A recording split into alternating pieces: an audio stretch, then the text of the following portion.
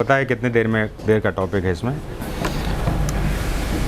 हम लोग अभी फिज़िकल ज्योग्राफी में बहुत सारे टॉपिक्स को कवर कर चुके हैं और ज्योग्राफी में मेनली विद्यार्थियों का जब टॉपिक स्टार्ट होता है ना, तो ज्योग्राफी के नाम से जब वो टॉपिक के साथ अपने आप को जोड़ते हैं, उसमें physical geography is important part. In fact around 80% part of geography contributes with physical geography. ये फिज़िकल ज्योग्राफी क्या होता है? फिज़िकल ज्योग्राफी यानी कि ज्योग्राफी को ऊपर से देखना, जिसमें कि आपका यूनिवर्स आ जाता है, वर्ल्ड का मैप आ जाता है, वर्ल्ड में कंट्रीज़ आ जाती हैं, कंट्रीज़ के साथ माउंटेन आ जाते हैं, रॉक्स आ जाते हैं, ऐसे करके स्ट्रक्चर्स होते हैं। तो फिज़िकल ज्योग्राफी के टॉपिक में हमारे पास जो टॉपिक चल रहा था उसमें हमने कल पढ़ा था रिवर लैंडफॉर्म। रिवर लैंडफॉर्म में रिवर के ऊपर बनने वाले लैंडफॉर्म्स थे और उसके बाद रिवर के नीचे बनने वाले लैंडफॉर्म्स थे। सही बोल रहा हूँ ना? तो एक दो क्वेश्चन मैं पूछ लेता हूँ, आप बता दीजिए ताकि कंफर्म हो जाए कि हाँ हो चुका है। तो अगर मैं आपसे कहूँगा इसमें कि रिवर लैंडफॉर्म में अगर यंग एज में कोई स्ट्रक्चर बनता है तो किसी एक का नाम बता दीजिए।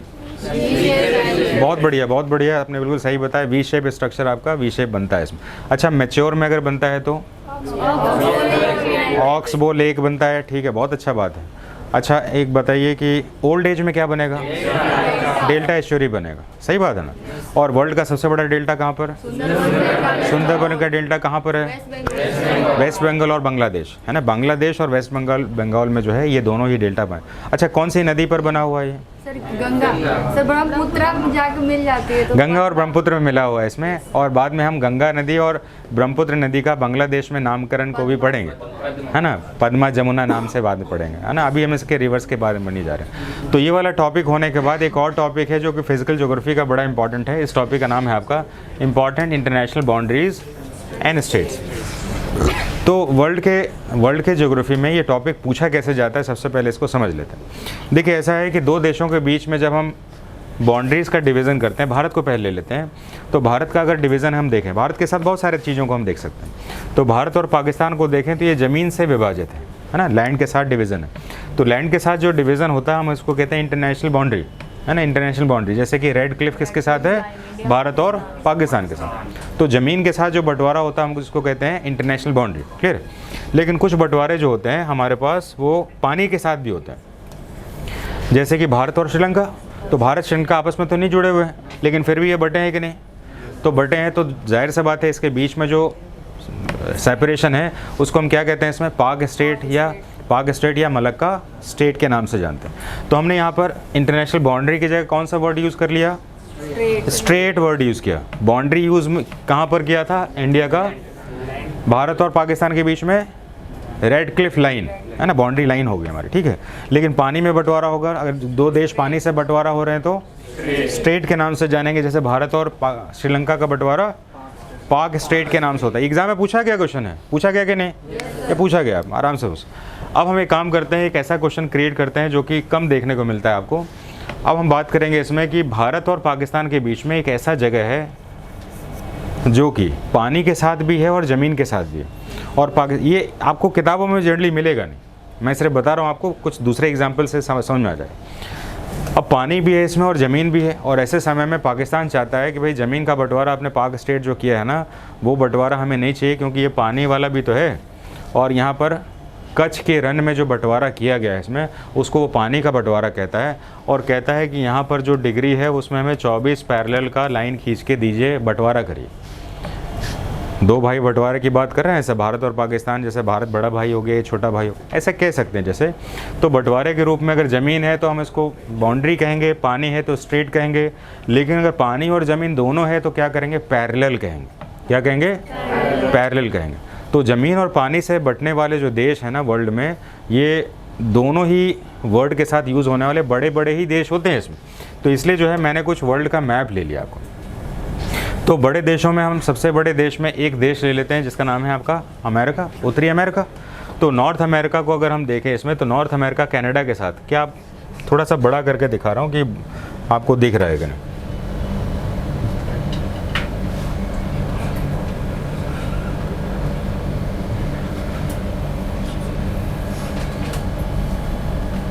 आपको जो चीज़ दिखाना चाहता हूँ पहले पहुँच जाए, फिर बात करेंगे। क्या ये लाइन जो है यूनाइटेड स्टेट ऑफ अमेरिका और कनाडा के बीच में, इस जगह पर क्या दिख रहा है आपको? बताइए, पानी दिख रहा है कि नहीं? तो कहने का मतलब है कुछ ऐसे देश हैं जो कि ज़मीन के साथ भी बट रहे हैं और पानी के साथ भी बट रहे हैं। और ये यहाँ पर अगर बंटवारा पानी के बीच में ना हो तो फिर इस ज़मीन की सीमा जो है उधर तक चली जाएगी, ये अंदर की तरफ आ जाएगी। तो जहाँ पर ज़मीन और पानी दोनों का बंटवारा होता है वैसे देशों को हम कहते हैं पैरेलल के साथ डिवीज़न। तो उनको हम पैरेलल के साथ डिवीज़न मानते हैं। और ये पैरेलल समझने के लिए हमें बहुत दिमाग लगाने की ज़रूरत भी नहीं रहती। आप कहें कैसे नहीं रहती इसमें? क्योंकि हमें पता है इसमें कि धरती के डायग्राम को यानी अर्थ के डायग्राम को अगर हम आराम से अगर मैप के थ्रू बनाना चाहें तो लेटी हुई लाइन को कहते हैं लैटिट्यूड और खड़ी लाइन को कहते हैं। तो जाहिर सी बात है ये लेटी हुई लाइन कितनी हो सकती है? 90 तक हो सकती है। तो इस तरीके से अगर कोई देश मान लेते हैं कि ये 49 डिग्री पर है, बट रहा है, तो हम इसको कहते हैं 49 पैरेलल। हाँ, समझ में आ रहा है? तो इस तरीके से अब अगर आपके बीच में अगर क्वेश्चन आ जाता है कि भाई ऐसा है कि मेरे को आप बताइए, देखते हैं पैरेलल करके है कि नहीं। अब आप देखिए इसमें 49 पैरेलल, देखिए 49 पैरेलल क्या लिखा हुआ है। तो अब मैं आपसे पूछूँ कि 49 पैरेलल का क्या मतलब हुआ, तो आप क्या जवाब देंगे इसका? 49 पैरेलल का मतलब हुआ कि ये धरती पर जो लेटी हुई लाइन है वो 49 डिग्री वाली लाइन है और इसी लाइन ने किसको बांटा है? क्लियर है बात? तो अब हम देखेंगे इसमें कि इसी तरह से पैरेलल वर्ड यूज़ हो रहा है, इसमें लाइन यूज़ हो रहा है, इसमें बाकी सब लाइन है आपके पास और कुछ जगहों पर स्ट्रेट यूज़ होगा। स्ट्रेट वाला भी निकाल लेते हैं, है ना। मैंने थोड़ा सा मेहनत किया है इसके लिए, थोड़ा सा।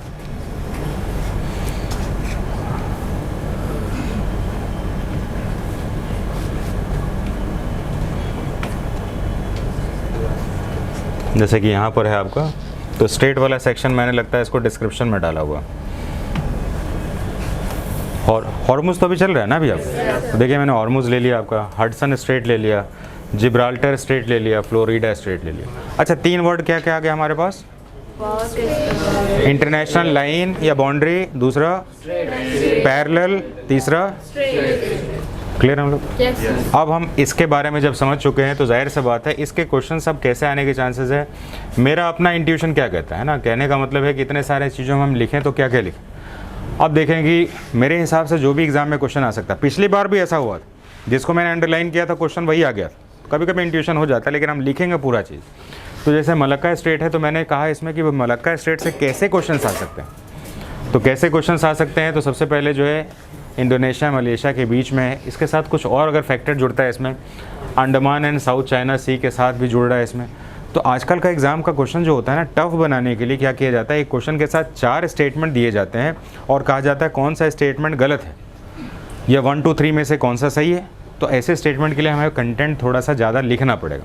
उसी तरह से पाक स्टेट हो गया जो अभी हमने कहा था आपको, सुंडा गर्त हो गया आपका। सुंडा स्टेट आपको पता होना चाहिए कि सुंडा की खाड़ी जो है, सुंडा स्टेट सुना है किसी ने? नहीं सुना है तो मैं इसको एक इंटरेस्टिंग चीज़ से बताता हूँ, आपको शायद अच्छा लगेगा। आप मुझे बताइए धरती पर सबसे गहरी खाई कौन सी है? मरियाना ट्रेंच सुना है ना। देखिए मरियाना ट्रेंच बिल्कुल सही जवाब है, लेकिन वो पैसिफिक ओशन में कहाँ पर है? और पैसिफिक ओशन का इंडिया से कोई लेना देना नहीं, सही बात है ना। अच्छा, इंडिया किससे लेना देना है? इंडियन ओशन से लेना देना है, इंडिया से ही इंडियन ओशन बना है। तो अब ये क्वेश्चन आपको सुंडा गर्त कैसे याद होगा कि इंडियन ओशन का सबसे गहरा खाई, अब याद होने का चांस बनेगा कि नहीं बनेगा? ऐसे ही करके एग्ज़ाम के क्वेश्चंस आपको आएंगे इसमें। तो हमने ये तीनों सेक्शंस लिख लिए हैं, समझ लिए इसमें। और तीनों सेक्शन समझने के बाद अब हम अपने प्रीवियस लैंड फॉर्म वाले क्लास में लिख रहे थे ना, वहाँ तक थोड़ा चले जाते हैं। कहाँ तक लिखे थे एक बार बता दीजिए। यंग स्टेज पूरा हो चुका था, तो हम मैच्योर स्टेज में आ जाते हैं जल्दी से।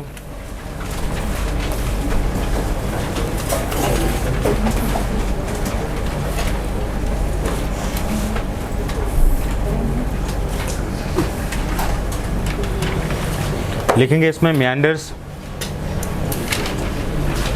नदियों के जो कल नहीं थे उनके लिए थोड़ा एक लाइन लिख लेते हैं पहले, ठीक है। लिखेंगे हेडिंग बना लेंगे रिवर लैंड फॉर्म्स, जो भी कल बच्चे क्लास में नहीं थे उनको पहले लिख लेना चाहिए। रिवर लैंड फॉर्म्स हेडिंग तो सभी को बना लेना चाहिए अभी जो चल रहा है इसमें। और एक स्टेटमेंट लिखिए इसमें, there are mainly 2 different types of landforms. There are mainly 2 different types of landforms. There are mainly 2 different types of landforms.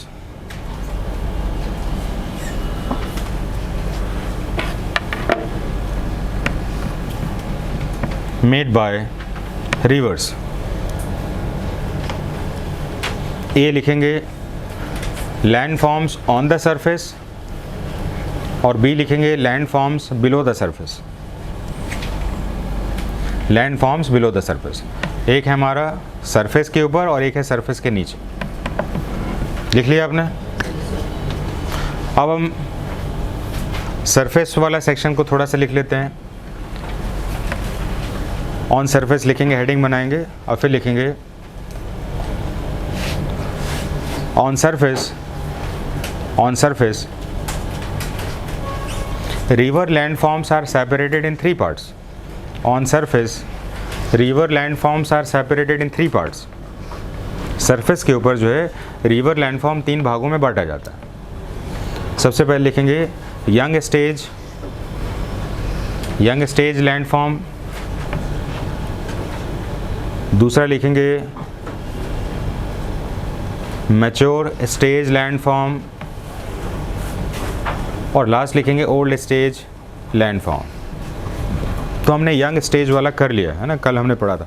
अच्छा बताएंगे क्या क्या पढ़ा था। सबसे पहले V valley, U valley, gorge, canyons, rapids और रिवर कैप्चर। कितना टॉपिक था ना आपका, इतना सारा टॉपिक कर लिया हमने। अब ये सारे टॉपिक जो एग्ज़ाम के फेवरेट क्वेश्चंस। अब हम आ जाएंगे इसके मैच्योर वाले स्टेज में। जब ये मैच्योरिटी की तरफ जाती है इसमें, तो मैच्योरिटी की तरफ ये 2 स्टेजेस को बनाती है। तो लिखेंगे मैच्योर स्टेज लैंडफॉर्म्स और मैच्योर स्टेज में आने के बाद हम लोग अब लिखेंगे इसमें मियांडर्स। मियांडर्स को हम कहते हैं सर्पीली घाटी। सर्पीली घाटी हिंदी में कहते हैं इसको।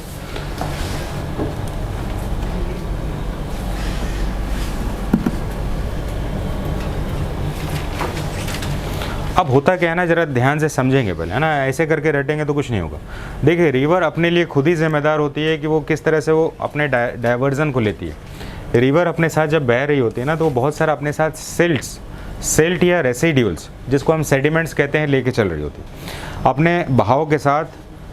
रिवर जब यंग स्टेज में रहती है तो बहुत सारा सेडिमेंट्स होता है, मिट्टी होता है, गाद होती है, जिसको हम सिल्ट के नाम क्या कहते हैं, उसको अपने साथ लेके चल रही होती है। क्योंकि स्पीड ज़्यादा होता है तो बहुत कुछ ले लेती है, लेकिन जैसे वो पहाड़ से नीचे उतर जाती है तो वो पहाड़ से नीचे उतरने के बाद उसको टुवर्ड्स ग्रेविटी का सपोर्ट नहीं मिल रहा होता है। और सपोर्ट नहीं मिल रहा होता तो उसके साथ चलने वाला जो सिल्ट है, अब ये सिल्ट ही उसके रास्ते का स्पीड ब्रेकर बन जाता है ना, अवरोधक बन जाता है। तो अवरोधक बन जाने से क्या होता है, आगे ये डिपॉजिट हो जाएगा। अपने साथ सिल्ट जा रहा है तो डिपॉजिट हो जाएगा, क्योंकि सिल्ट जो है पानी के डेंसिटी से तो भारी है, तो ये डिपॉजिट हो जाएगा। तो अब जो है पानी कहेगा अच्छा तुमने हमारा रास्ता रोक लिया तो चलो हम दूसरी जगह से निकल जाएंगे। तो एक्चुअली में यही कारण होता है जिसके कारण ये रिवर जो है अपने मेन स्ट्रीम से हटकर जो है दूसरे रास्ते को बना लेती है। तो silt is the primary reason. तो यहाँ पर जब ये मुड़ के जो है दूसरे रास्ते से बनाती है तो इसका रास्ता जो होता है वो सर्पीला होता है। आप कहेंगे सर्पीला होने की क्या ज़रूरत है।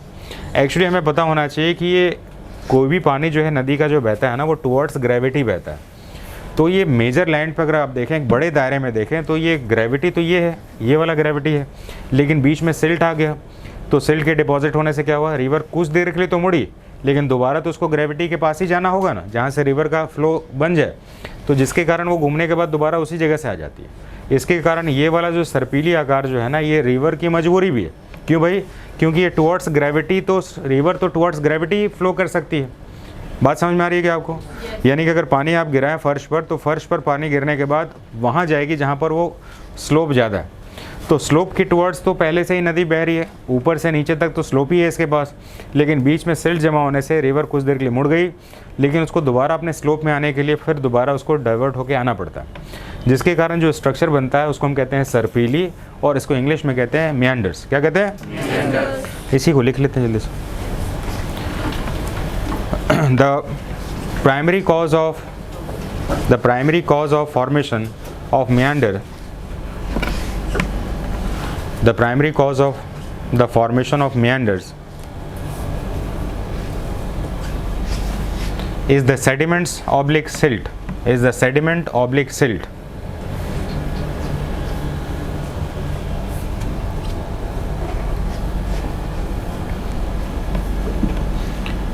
Taken by the rivers in the young stage. In the young stage. जब जवान रहती है रिवर्स, यानी कि माउंटेन क्लिप पर रहती है, तो उसके साथ सिल्ट लेके चलती है, लेकिन बाद में उसको कैरी नहीं कर पाती।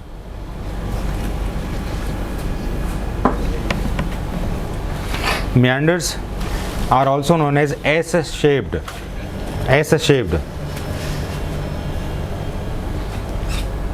oblique S valley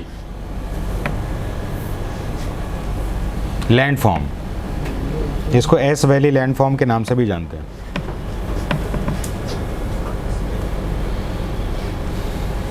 तो इस तरह से एस का निर्माण करती है। एस क्यों बनाती है वो मैंने आपको बता दिया है, क्योंकि टुवर्ड्स द ग्रेविटी जाने के लिए उसको ऐसा करना पड़ेगा। तो ये मेंडर, जिसको हिंदी में कहते हैं सर्पीली। अब हम लिखेंगे इसमें oxbow lake.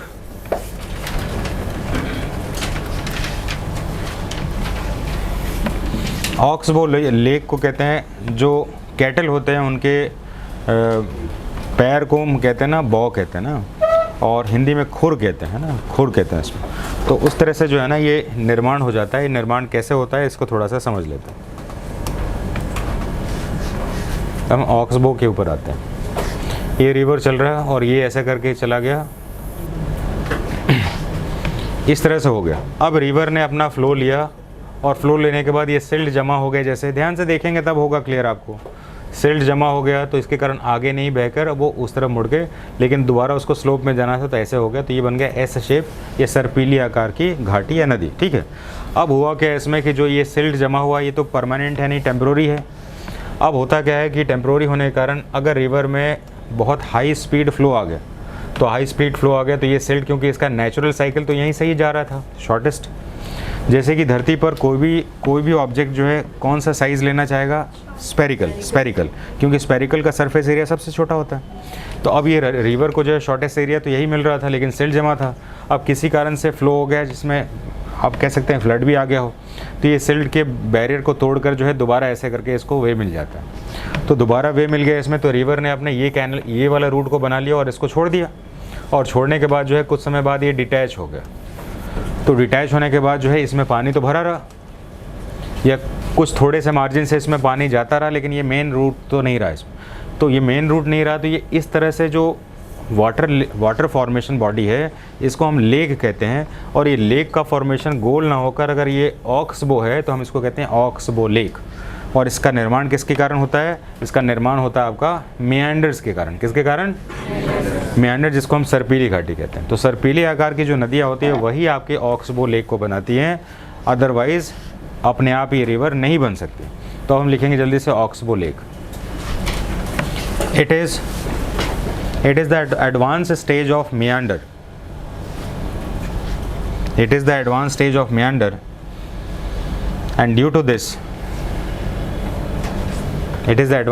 meander, and due to this, oxbow lake यानी कि कैटल के पैर के आकार का जो है लेक जो है ऑक्सबो लेक इस फॉर्म, और कैटल के जो बॉ है या उसका पैर है उसके आकार का जो है लेक बन जाता है। तो ऑक्सबो लेक का फॉर्मेशन हो जाता है। तो हम यहाँ पर जो है मिडिल एज को भी कवर कर चुके हैं। अब हम आ जाएंगे old stage river landform. Old stage river landform.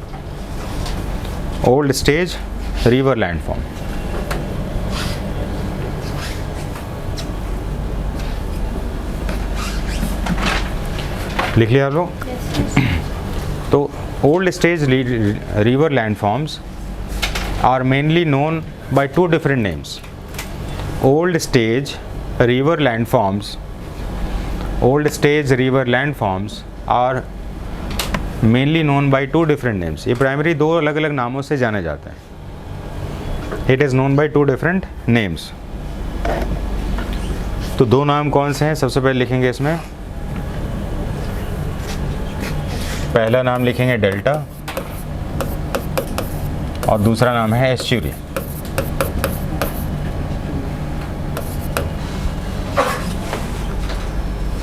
तो रिवर जब अपने ओल्ड एज में पहुंच जाती है, यानी कि रिवर जब ओशन से मीट करती है तो उसमें वो ख़त्म हो जाती है, उसकी आइडेंटिटी ख़त्म हो जाती है, इसलिए हम इसको ओल्ड एज कहते हैं।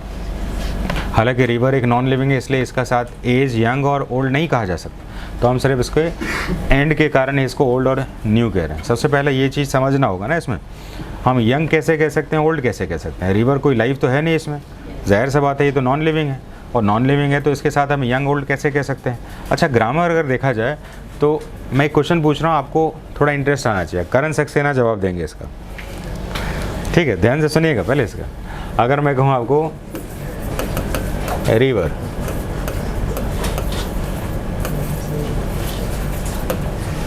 तो रिवर को ओल्ड कहें कि एल्डर कहें? रिवर के साथ अगर मुझे कुछ वर्ड यूज़ करना होगा जिसमें कि सीनियर होने की बात हो, तो मुझे ओल्ड कहना चाहिए कि एल्डर कहना चाहिए, और क्यों? खड़े होकर बताइए, बहुत अच्छा क्वेश्चन है, ताली बजाने वाला क्वेश्चन है इसमें, बताइए। हाँ बताइए, इसमें क्यों कहना चाहिए?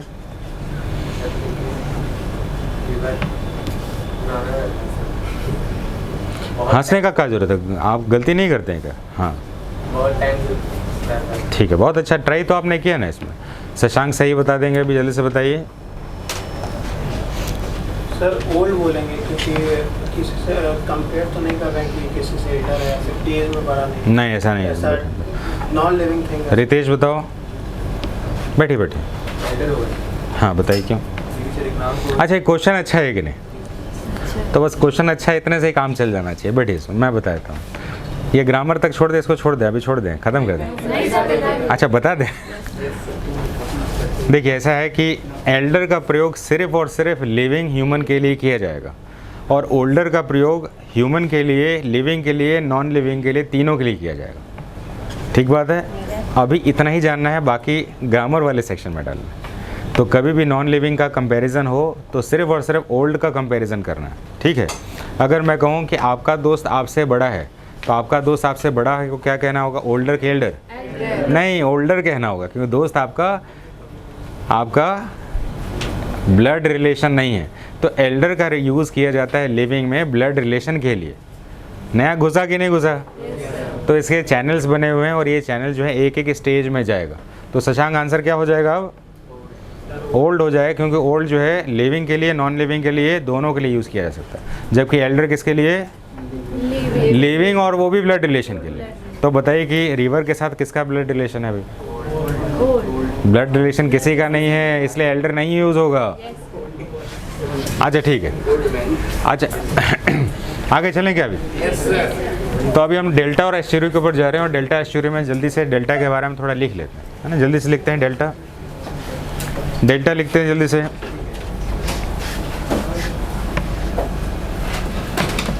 It is the land form, it is the land form, land form मतलब ज़मीन पर बना हुआ structure. It is the land form of old stage reverse. It is the land form of old stage river.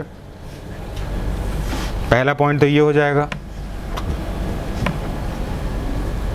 Point number next लिखेंगे, delta is formed when, delta is formed when river meets the ocean in branches. जब river जो है branches के साथ ocean में मिलेगी तो हम उसको क्या कहेंगे? डेल्टा कहेंगे। तो डायग्राम अगर बनाना है तो ऐसा बनाएंगे आप लोग, ऐसा लिखेंगे ओशन, और ऐसे करके ब्रांच बना देंगे और इसको कहेंगे डेल्टा। जल्दी से बनाइए, हाँ बाद में हंस लिएगा।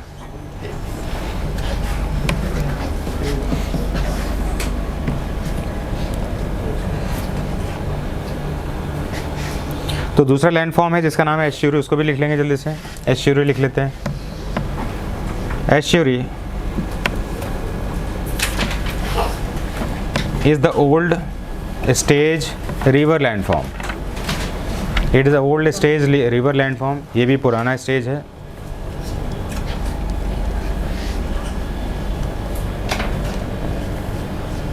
पॉइंट नंबर नेक्स्ट लिखेंगे, estuary is formed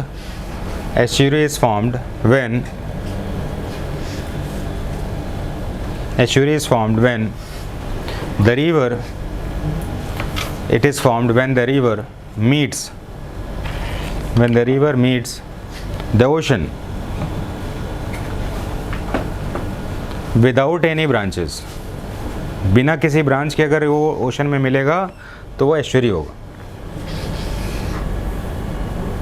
तो इसके साथ हम डायग्राम बना लेते हैं दोबारा।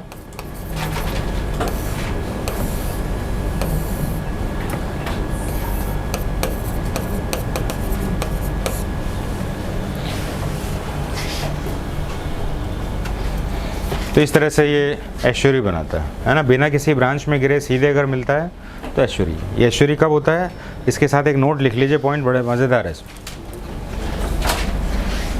Estuary is formed when the river flows with high speed. Estuary तभी बनेगा जब रिवर का फ्लो जो है हाई स्पीड में होगा। अगर स्पीड लूज हो जाएगा तो फिर डेल्टा बना लेगा वो, when river flows with high speed. हम लोग रिवर लैंडफॉर्म का अपर पार्ट पढ़ चुके हैं, क्लियर हैं आप लोग?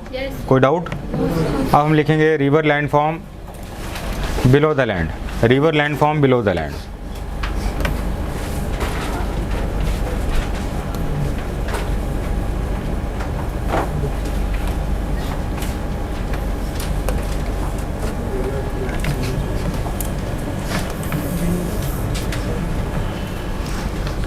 Below the surface, the landform is known. Below the surface, the landform is known by karst, C-A-R-S-T, karst. Spelling देख लेंगे, ये हिंदी इंग्लिश दोनों में कास्ट ही कहा जाता है। कास्ट लैंडफॉर्म या कास्ट टोपोग्राफी, लैंडफॉर्म भी लिखेंगे और टोपोग्राफी भी लिखेंगे।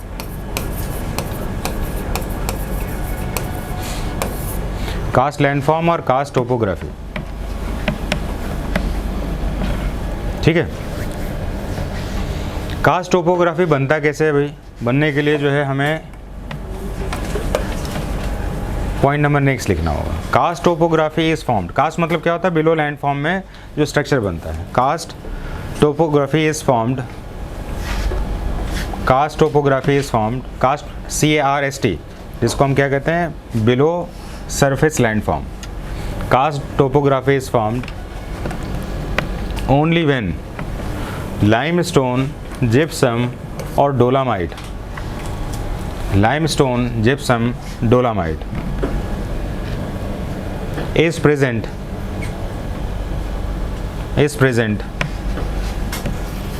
on the surface. अगर सरफेस पर ये प्रेजेंट होगा तभी ये लैंडफॉर्म बनेगा, अदरवाइज नहीं बनेगा, है ना। ऐसा नहीं कहीं पर भी पानी गिरा के बोलिए चलो ये भी बन के दिखाओ, नहीं बनेगा। लाइमस्टोन होगा तब बनेगा। तो इस तरह से हमारे पास ये लैंडफॉर्म होता है। कभी आपने वेल्डर्स, गैस वेल्डर्स का दुकान देखा है कभी? उसमें देखा होगा आपने, कुछ ऐसा चीज़ होता है जो सफ़ेद सफ़ेद का वो बनाते हैं इसमें, और वो सफ़ेद स्ट्रक्चर जो होगा आपको कुछ ऐसे करके टेढ़ा मेढ़ा स्ट्रक्चर में दिखता है इसमें, वो भी एक लैंडफॉर्म मान सकते हैं कि ज़मीन में अगर ये चूना पत्थर होता तो ऐसे ही बन रहा होता। अब हम यहाँ पर ये तीनों का कॉम्बिनेशन तो देख लिया हमने, लेकिन इसमें प्राइमरी की रोल कौन प्ले करता है? तो नीचे एक नोट लिख लीजिए क्योंकि इससे क्वेश्चन आया हुआ था। The primary cause of karst topography, karst का स्पेलिंग क्या है? C-A-R-S-T। The primary cause of karst topography is limestone. तो सबसे बड़ा कारण जो होता है लाइमस्टोन का ही होता है। The primary cause of karst topography is limestone. अब लाइमस्टोन से रिएक्शन कैसे होता है उसको थोड़ा सा देख लेते हैं।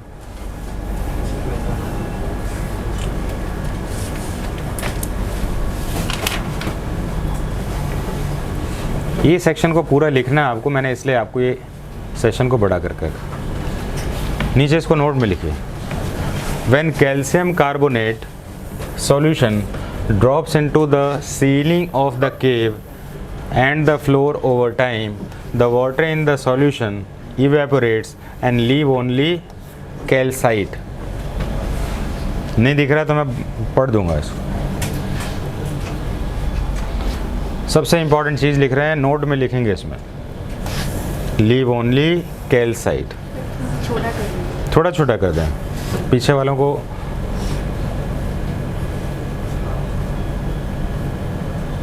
मैं बता दे रहा हूँ ना इसमें। वैन आपको लगाना